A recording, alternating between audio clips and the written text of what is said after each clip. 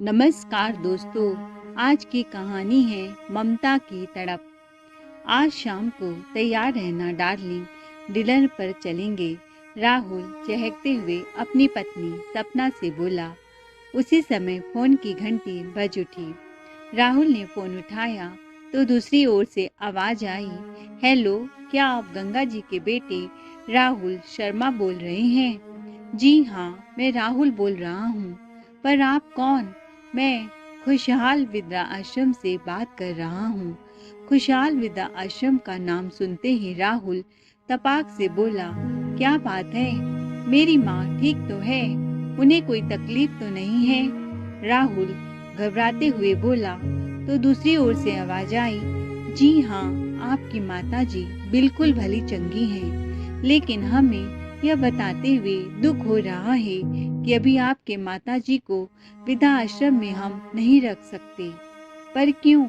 दरअसल हमारे वृद्धा आश्रम की जमीन सरकार द्वारा एक्वायर कर ली गई है। इसके बदले हमें शहर से 15 किलोमीटर दूर जगह दी गई है। वहाँ वृद्धा आश्रम की बिल्डिंग बनाने का काम अभी पूरा नहीं हुआ है।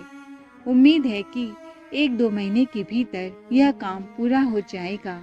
लेकिन इस पूरी प्रक्रिया में हमारी यही कोशिश है कि वृद्धजनों को कोई तकलीफ न हो। इसीलिए आपसे गुजारिश है कि यदि हो सके तो 1-2 महीने के लिए आप अपने माताजी को अपने घर ले जाएं। जैसे ही वृद्धा आश्रम की बिल्डिंग तैयार हो जाएगी, हम आपको सूचित कर देंगे। ठीक है, मैं शाम को आकर माँ को वहाँ से ले जाता हूँ। ऐसा कहकर राहुल ने फोन रख दिया। फोन रखते ही उसके माथे पर चिंता की लकीरें उभर आई। तभी उसकी पत्नी उसके लिए चाय लेकर आई तो बोली, इतना ठंड में पसीना हो रहा है, क्या बात है? किस सोच में डूबे हो? तो राहुल ने कहा, वृद्ध आश्रम से फोन आया था। वो बता रहे थे कि वृद्ध आश्रम शहर से बाहर स्थानांतरित किया जा रहा है। इसीलिए हमें आज ही माँ को वहाँ से लाकर अपने साथ रखना होगा। क्या? और तुमने हाँ कर दी? सपना चौंकते हुए बोली, तो क्या करता सपना, माँ को परेशान होने के लिए ऐसे ही छोड़ देता। अच्छा खासा मूड था, डिनर बाहर करेंगे, सब धरा का धरा रह गया। बैठे बिठाए अब एक और मुसीबत आ रही है। बुढ़िया छाती पर मूंग दलने आ रही है। सपना मुंह बनाते हुए बोली। तो राहुल बोला, सपना, बुढ़ापे में जब एक माँ को अपने बेटी की ज्यादा जरूरत थी, तब केवल तुम्हारे जिद की वजह से मैंने उन्हें वृद्धा आश्रम में छोड़ दिया, और आज मेरी माँ मेहमान बनकर कुछ दिन के लिए यहाँ आना चाहती है तो तुम्हें मुसीबत लग रहा है। फिर क्या था? सपना अपना आपा खो बैठी और बड़बड़ करने लगी। हमारे घर में केवल 2 ही कमरे हैं, वह कहाँ रहेंगी? और फिर हमारा बेटा गोलू के पेट में इन्फेक्शन की वजह से मैं पहले ही ऑफिस से बहुत छुट्टियां ले चुकी हूँ। फिर भी उसकी तबीयत में कोई सुधार नहीं आया। न जाने कब यह परेशानी दूर होगी। ऊपर से अब तुम्हारी माँ भी मेरे सर पर आ धमकी। कहते हुए सपना नाराजगी जताते हुए किचन में चली गई। फिर राहुल अपना सारा प्रोग्राम कैंसिल करते हुए तैयार होकर अपनी माँ को लेने गाड़ी से वृद्धा आश्रम चला गया। उधर आश्रम के मैनेजर नारायण जी ने पहले ही बता दिया था कि गंगा जी आपको लेने आपका बेटा आ रहा है। अब से 1-2 महीने अपने बेटे के पास रहेंगी। आज इतने दिनों के बाद अपने बेटे का चेहरा देखेंगी, यह सोचकर गंगा जी के चेहरे पर मुस्कान आ गई। लेकिन अगले ही पल उनका चेहरा मुरझा गया कि उनका बेटा अपनी मर्जी से उन्हें लेने नहीं आ रहा है, बल्कि माँ को अपने साथ रखना उसकी एक मजबूरी है। गंगा जी अपने कपड़े बैग में रख रही थी। जैसे ही वह बिस्तर के पास रखी, अपने परिवार की तस्वीर उठाकर बैग में रखने लगी, जिसमें उनके पति रामलाल जी ने उनके बेटे राहुल को गोदी में उठाया हुआ है। उसे देखकर वह भाव विभोर हो गई।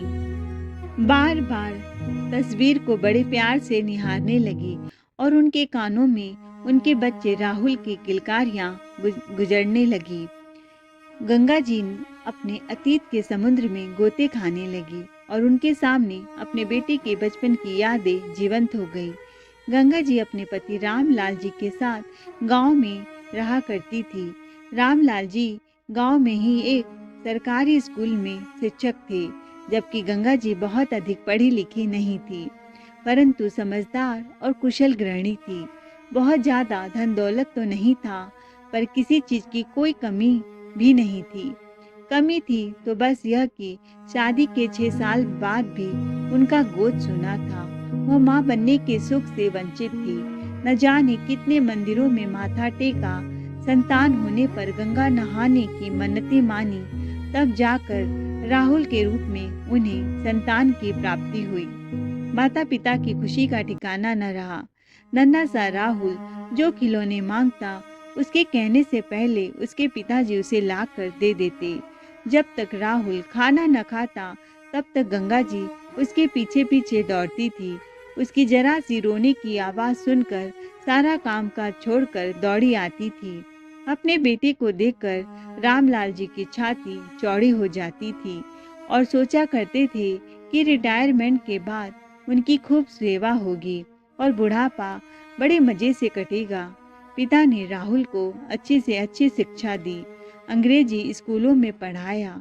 उसकी पढ़ाई में पैसों की कमी नहीं आने दी। स्कूल के बाद उसने MBA की पढ़ाई पूरी की, फिर एक अच्छी कंपनी में उच्च पद की नौकरी हासिल कर ली। अपने ऑफिस में साथ काम करने वाले सहकर्मी के प्यार के चक्कर में पड़ गया और जल्दी दोनों ने विवाह करने का फैसला किया। सपना आज के जमाने की मॉडर्न लड़की थी, जो एकदम बिंदास प्रवृत्ति की थी। बचपन में ही उसकी माँ की मृत्यु हो गई थी और उसके पिता ने पढ़ाई लिखाई के बाद उसे हॉस्टल भेज दिया था और पढ़ाई समाप्त होने के बाद उसने नौकरी करनी शुरू कर दी। इस दौरान वह अपनापन, परिवार शब्द का मतलब ही नहीं जान पाई थी। जब राहुल ने अपनी पसंद के बारे में अपने माता पिता को बताया, तो रामलाल जी ने यह सोचकर हाँ कर दी कि आजकल के बच्चे अपने पसंद से ही शादी करते हैं। इसीलिए उन्होंने अपनी बेटी की खुशी के खातिर हाँ कर दी। लेकिन सपना ने शादी होते ही राहुल से स्पष्ट तौर पर कह दिया था कि उसे अपने जीवन में किसी की दखल अंदाजी पसंद नहीं है और न ही उसकी गांव का माहौल पसंद है और न ही वह वहां एक दिन भी गुजारना चाहेगी। सपना की दो टूक बात सुनकर राहुल स्तब्ध रह गया था। उसने अपनी पत्नी को समझाने की जी तोड़ कोशिश की, पर वह कुछ भी सुनने को राजी नहीं हुई। आखिरकार सपना की जिद के आगे अपने माता पिता को छोड़कर बड़े शहर नोएडा में उन्होंने अपनी नई दुनिया बसा ली। गांव में गंगा जी और रामलाल जी मन महसूस कर रह गए। गंगा जी सोचती थी कितने अरमान थे कि उनके बहू को बेटी की तरह रखेंगी, खूब लाड प्यार देंगी, लेकिन सब अरमानों पर पानी फिर गया। धीरे धीरे समय अपनी रफ्तार से बढ़ता चला गया। उनका बेटा राहुल भी अब 2 बच्चों का पिता बन चुका था और रामलाल जी अपनी नौकरी से रिटायर हो चुके थे। खाली बैठे बैठे रामलाल जी और गंगा जी का बहुत दिल करता अपने पोता पोती को खूब दुलार दे। कभी बच्चों से मिलने जाते तो 2-4 घंटे बिताकर आ जाते, लेकिन उनके बेटा बहू कभी उन्हें अपने साथ रहने के लिए नहीं कहते थे।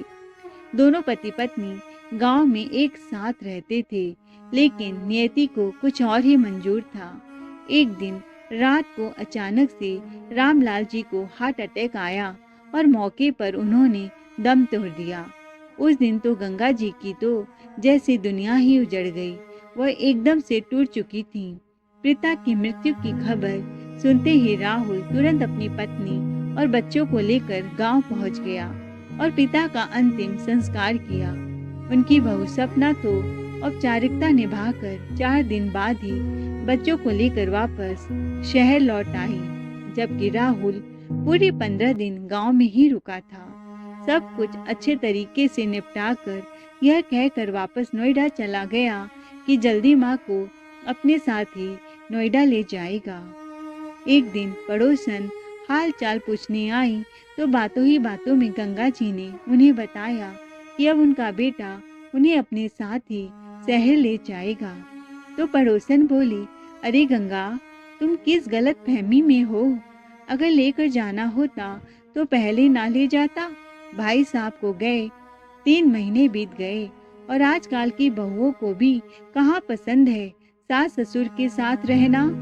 आए दिन अखबारों में खबर आती है आजकल के बच्चे अपने माँ बाप को वृद्धाश्रम में रखते हैं। ज्यादा हुआ तो कुछ पैसे देकर अपने कर्तव्य की इतिश्री कर लेते हैं। यह बात सुनते ही गंगा जी घबरा गई, लेकिन फिर अपने दिल को समझाते हुए बोली, अरे नहीं, मेरा बेटा ऐसा नहीं है, वह मुझे लेने जरूर आएगा। परंतु बेटी की राह देखते देखते 6 महीने बीत गए। राहुल उन्हें लेने ना आया। अब तो अकेलापन उन्हें खाने को दौड़ रहा था और वह बीमार रहने लगी थी। इस बात का खबर जब एक पड़ोसी से राहुल तक पहुंची तो उससे रहा न गया। जाकर माँ को शहर लाने की बात कही तो सपना लड़ने झगड़ने पर उतारू हो गई और स्पष्ट कह दिया कि या तो इस घर में अपनी माँ को रखो या मुझे।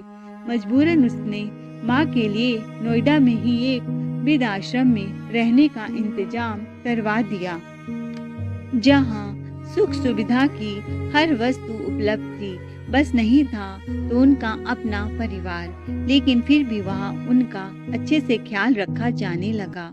सुबह उठकर अपने हम उम्र लोगों के साथ योगाभ्यास करने लगी और दिन में कोई धार्मिक पुस्तक पढ़ लेती या फिर बागवानी में अपना समय देती। धीरे धीरे उनकी सेहत सुधरने लगी थी। आज उन्हें वृद्धाश्रम में आए 5 वर्ष बीत गए। इस दौरान राहुल कभी कभार अपनी माँ से मिलने आ जाया करता था, लेकिन इस बार शायद काम की व्यस्तता के कारण 6 महीने बीत गए थे। वह उनसे मिलने के लिए नहीं आया था। अतीत के समुद्र में गोते खाती गंगा जी अभी यह सब सोच ही रही थी कि पीछे से आवाज आई, माँ कैसी हैं आप? राहुल ने माँ के चरणों में प्रणाम करते हुए कहा तो बेटे का चेहरा देखते ही गंगा जी के अधरों पर एक मुस्कान फैल गई। फिर सब कुछ भूलकर बेटे को गले से लगा लिया। राहुल उनका सामान गाड़ी में रखकर उन्हें अपने साथ बैठाकर ले आया। घर पहुंचकर डोरबेल बजाई तो सपना ने दरवाजा खोला। अपनी सासू माँ गंगा जी को अपने सामने देखकर उसने कुछ हिचकिचाहट के साथ उनके पैर छुए। राहुल उनका सामान अंदर रखने लगा और गंगा जी अपनी बहू को देखकर और मुस्कुराती हुई उसके सिर पर बड़े प्रेम से हाथ फेरने लगी और आशीर्वाद देने लगी। तो सपना भी फीकी सी मुस्कान के साथ बोली, आइए माँ जी, अंदर आकर बैठिए। किसी के आने की आवाज सुनी तो बच्चे भी तुरंत दौड़े चले आए। मम्मी, आप किससे बात कर रही थी? गंगा जी की 5 साल की पोती बोली। तभी शरारती लहजे में उसके सिर पर एक चपत लगाते हुए उसका 8 वर्षीय भाई मोनू बोला, अरे देख तो, हमारे घर पर मेहमान आए हैं। तभी पीछे से राहुल आया और मुस्कुराते हुए कहने लगा, बेटा यह कोई मेहमान नहीं है, यह तुम्हारी दादी माँ है। जब तुम छोटे से थे तब इनसे मिले थे। चलो जल्दी से इनके पैर छूकर आशीर्वाद लो। अपने पोता पोती से मिलकर गंगा जी फूली न समाईं। उन्होंने बच्चे को अपने सीने से लगाकर खूब लाड दुलार किया और रानी को तो अपनी गोदी में ही बिठा लिया और बच्चों के साथ हंसने बतियाने लगी। लेकिन इधर अंदर ही अंदर सपना के कलेजे पर बिच्छू डंक मार रहे थे। उसे समझ नहीं आ रहा था कि 2 कमरों के फ्लैट में वह अपनी सासू माँ के रहने की व्यवस्था कहाँ करे। मन ही मन उसे अपने पति पर गुस्सा भी आ रहा था कि अगर माँ को वृद्धा आश्रम से लेकर आना इतना ही जरूरी था तो उन्हें गांव क्यों नहीं छोड़कर आ गए। यह आफत मेरे घर पर लाने की क्या जरूरत थी, वह भी पूरे 1 महीने के लिए। गंगा जी अपनी बहू का स्वभाव जानती थी। उसका फूला हुआ चेहरा उसकी नाराजगी साफ बयां कर रहा था। परंतु उसके इस रवैये को नज़रअंदाज करते हुए बच्चों से कहने लगी, अरे बच्चों, तुम्हारी दादी इतने समय बाद तुम्हारे घर आई है, तो क्या अपनी दादी को अपना कमरा नहीं दिखाओगे? हाँ दादी, जरूर दिखाएंगे, कहते हुए बच्चे अपनी दादी का हाथ पकड़कर अपने कमरे में ले गए। तो राहुल भी बोला, बच्चों, आज से दादी तुम्हारे पास तुम्हारे कमरे में ही सोएंगी, और तुम जानते हो तुम्हारी दादी बहुत अच्छी अच्छी कहानियां सुनाती हैं। इतना सुनते ही दोनों बच्चे खुशी से चहक उठे। कमरे में बैठकर कभी अपनी दादी को अपने खिलौने दिखाने लगते, तो कभी उनके साथ गेम खेलने की जिद करने लगते। सपना ने डाइनिंग टेबल पर खाना लगाया तो गंगा जी दोनों बच्चों के साथ खाना खाने के लिए बैठी। राहुल भी हाथ मुंह धोकर आ गया। खाना खाते हुए गंगा जी बोली, एक बात तो अच्छी हो गई बेटा, बहुत दिनों से मेरा भी बच्चों के साथ समय बिताने का बहुत दिल कर रहा था। भगवान ने मेरी यह इच्छा भी पूरी कर दी। अब तो चाहे भगवान अपने पास भी बुला ले तो कोई भी गिला नहीं। यह सुनकर राहुल की आंखों में आंसू भर आए, लेकिन उन्हें किसी तरह छिपाते हुए वह खाना खाने लगा। सब लोग बड़े चाव से खाना खा रहे थे, लेकिन गोलू ने बेमन से जरा सी चपाती खाई और प्लेट सरकाते हुए बोला, बस मुझे और भूख नहीं है। यह देखकर गंगा जी बोली, अरे बेटा, तुमने तो बिल्कुल भी खाना नहीं खाया। खाना नहीं खाओगे तो खेलने की ताकत कैसे आएगी? तभी राहुल बोला, माँ, गोलू के पेट में इन्फेक्शन चल रहा है, जिस कारण उसे अक्सर पेट दर्द और उल्टी की शिकायत रहती है, भूख भी नहीं लगती। तो बेटा, डॉक्टर को क्यों नहीं दिखाया? दिखाया था माँ, पर दवाइयों का कुछ खास असर नहीं हो रहा है, कहते हुए राहुल चिंतित हो उठा। रात के समय गंगा जी के सोने की व्यवस्था बच्चों के कमरे में ही कर दी गई। बच्चे दादी के आने के बाद से बहुत खुश थे। सोने से पहले गंगा जी ने उन्हें राम भक्त हनुमान जी की कहानी बड़े ही रचित ढंग से सुनाई। दोनों बच्चे बड़े ही ध्यान से दादी की कहानी सुनने लगे। गंगा जी को आए अभी एक दिन भी नहीं हुआ था कि दोनों बच्चे उनसे बहुत अच्छे से घुल मिल गए थे। अगले दिन सपना को उठने में देर हो गई थी। ऑफिस को देर हो जाएगी, यह सोचकर जल्दी से उठी। नहा धोकर अपने और बच्चों के लिए 2 मिनट मैगी बनाने के लिए रसोई घर की ओर दौड़ी।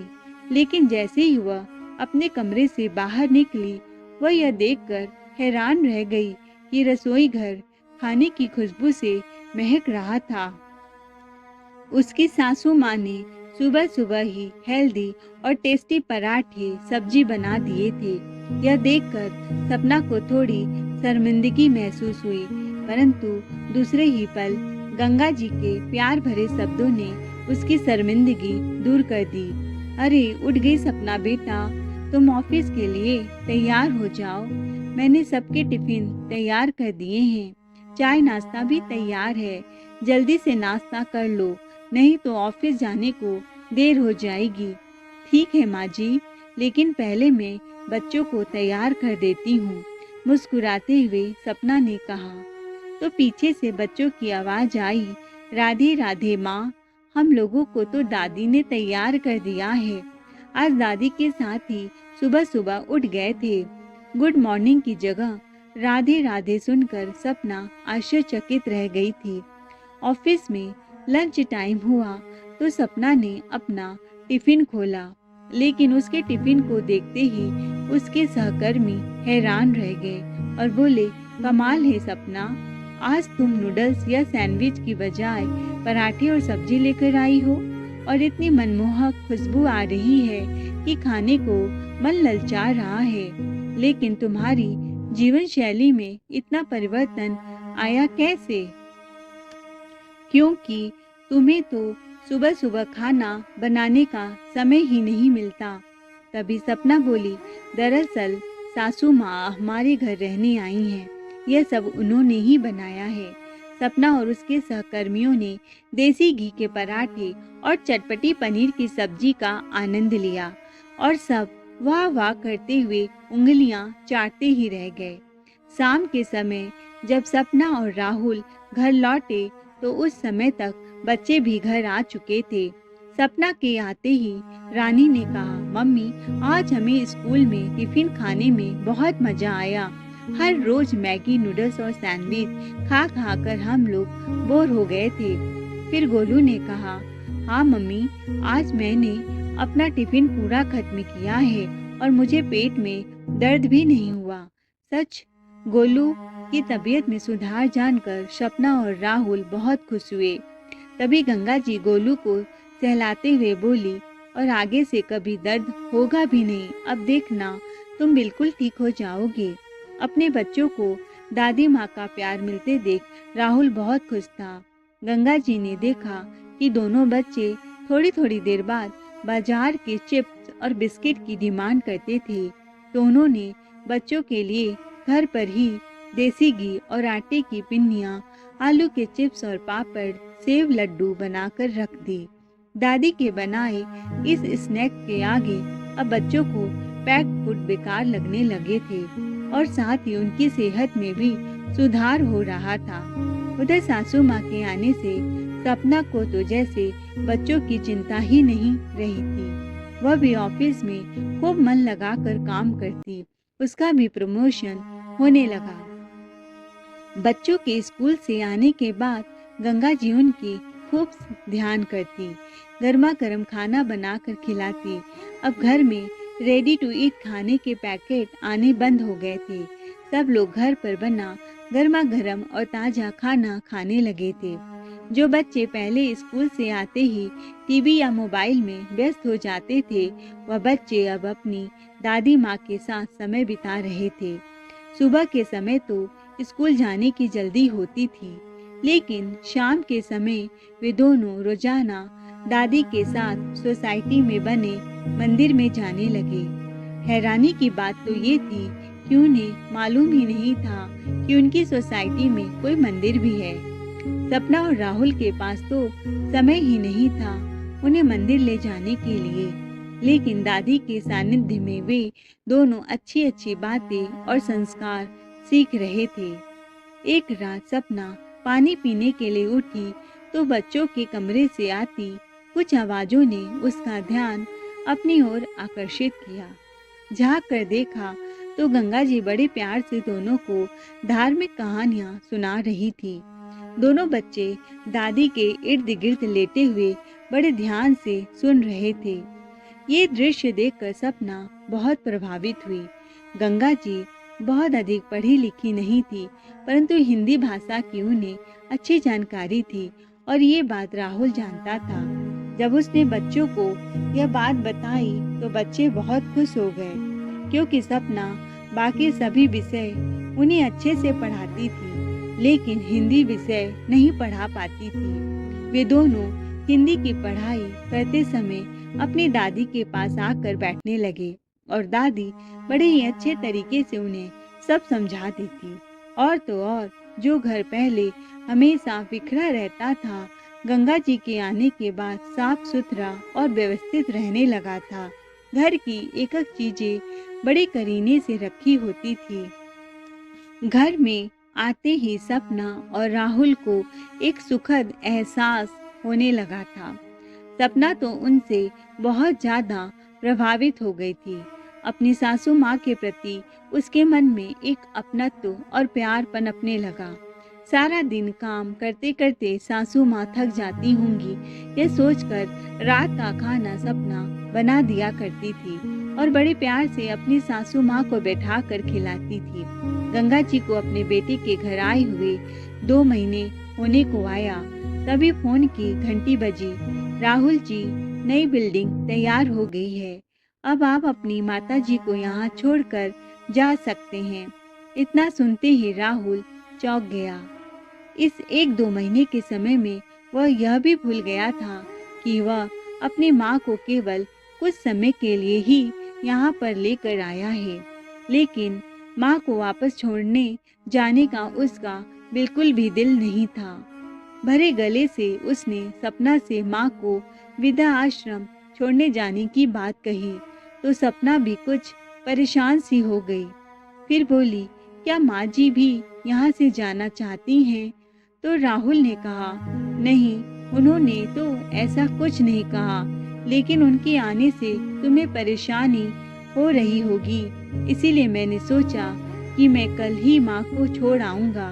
इस बात पर सपना आंखें तरेर कर राहुल की ओर देखने लगी, लेकिन अब राहुल ने कुछ न कहना ही उचित समझा। अगले दिन सपना ऑफिस से जल्दी छुट्टी लेकर घर वापस आ गई। उसकी तबीयत ठीक नहीं लग रही थी, इसीलिए आते ही अपने कमरे में बिस्तर पर जाकर लेट गई। उसे परेशानी की हालत में देखकर गंगा जी उसी समय उसके कमरे में आ गई। माथे पर हाथ लगाकर देखा तो तप रहा था। बेटा, तुम्हें तो तेज बुखार है। परेशान होते हुए गंगा जी बोली और जल्दी से जाकर बुखार की दवाई ले आई। दवाई देकर उसके माथे पर ठंडे पानी की पट्टियां रखने लगी। थोड़ी ही देर में बुखार कम हो गया तो गंगा जी तुलसी और अदरक वाली चाय बनाकर ले आई। सपना का बुखार तो थोड़ी देर में उतर गया था, लेकिन उसकी आंखों से लगातार आंसू बहते जा रहे थे। अब तक राहुल भी घर लौट चुका था, लेकिन सपना को क्या परेशानी है, गंगा जी के समझ में नहीं आ रहा था। बिना कुछ बताए वह बस रोए जा रही थी, लेकिन शायद राहुल सपना के रोने का कारण जानता था, इसीलिए जानबूझकर उसने अपनी माँ को वृद्धा आश्रम छोड़ने के लिए उनका सामान पैक करना शुरू कर दिया। तभी सपना अपनी सासू माँ को लिपटकर फूट फूट कर रोने लगी और बोली, माँ जी, मुझे माफ़ कर दीजिए। आपके प्यार को समझने में मैंने बहुत देर कर दी। बचपन से ही भगवान ने मुझे माँ की ममता से वंचित रखा और जब सासू माँ के रूप में मुझे माँ मिली तो मैं माँ की आपकी ममता को पहचान ही नहीं पाई। ऐसा निस्वार्थ प्रेम तो केवल एक माँ ही अपने बच्चों के साथ कर सकती है। अपनी बहू सपना के मुंह से अपने लिए प्यार भरे शब्द सुनकर गंगा जी भाव विभोर उठी और उनकी आंखों से आंसू बह निकले। तभी सपना बोली, माँ जी, पिता जैसे ससुर को तो मैं खो चुकी हूँ, पर अब माँ को मैं नहीं खोना चाहती। अब आप अपनी इस बेटी को छोड़कर कहीं नहीं जाएंगी, यहीं हमारे साथ रहेंगी। इस आधुनिक जीवन की भाग दौड़ में आज तक समझ ही नहीं पाई थी कि हमारे बड़ों का हमारे जीवन में कितना महत्व है। दादा दादी द्वारा दिए गए संस्कार और शिक्षा का बच्चों के जीवन में कितना सकारात्मक प्रभाव पड़ता है, यह मैंने आपके साथ रहने के बाद देखा। सच कहूँ तो परिवार शब्द का अर्थ भी मुझे आपके साथ रहने के बाद पता चला है। माँ जी, अब तो मुझे भी आपसे तरह तरह के पौष्टिक पकवान बनाने सीखने हैं। अब तो मैं आपको कहीं जाने नहीं दूंगी। ऐसा कहते हुए उसने अपनी सासू माँ के बैग को अलमारी में रख दी और फिर से रोने लगी। चल हट पगली, इतना भी कोई रोता है क्या? गंगा जी ने उसे प्यार से झिड़कते हुए कहा और उसकी आंखों के आंसू पोंछते हुए बोली, अरे, अपनी बहू से इतना प्यार पाने के बाद मैं उसे छोड़कर कैसे जा सकती हूँ। तभी पीछे से दोनों बच्चे आए और दादी माँ की टांगों से कस कर लिपट गए। फिर शरारती लहजे में बोले, जाना भी चाहेंगी तो भी जाने नहीं देंगे दादी। अब हम आपको नहीं छोड़ेंगे। बच्चों की इन बातों से घर का माहौल खुशनुमा हो उठा और पूरा घर हंसी ठहाकों में गूंजने लगा। सोचने वाली बात है कि आखिर इंसान भगवान से औलाद क्यों मांगता है? इसीलिए कि बुढ़ापे में बच्चे उनकी लाठी बने और जिंदगी का आखिरी दौर आसानी से अपने पोते पोतियों के साथ हंसते खेलते गुजर जाए। माँ बाप बच्चों के लिए हर कुर्बानी देते हैं, उन्हें हर सुख सुविधा देकर पालते हैं। इसीलिए बच्चों का भी फर्ज बनता है कि जीवन की इस संध्या बेला में जब बुजुर्गों को उनके साथ की आवश्यकता होती है तो उन्हें माता पिता के लिए वो सब कर्तव्य निभाने चाहिए जिनकी आशा वे उनसे करते हैं। दोस्तों, आई थिंक आपको ये कहानी बहुत पसंद आई है, तो चैनल को लाइक शेयर सब्सक्राइब जरूर करें। कहानी सुनने के लिए दिल से धन्यवाद।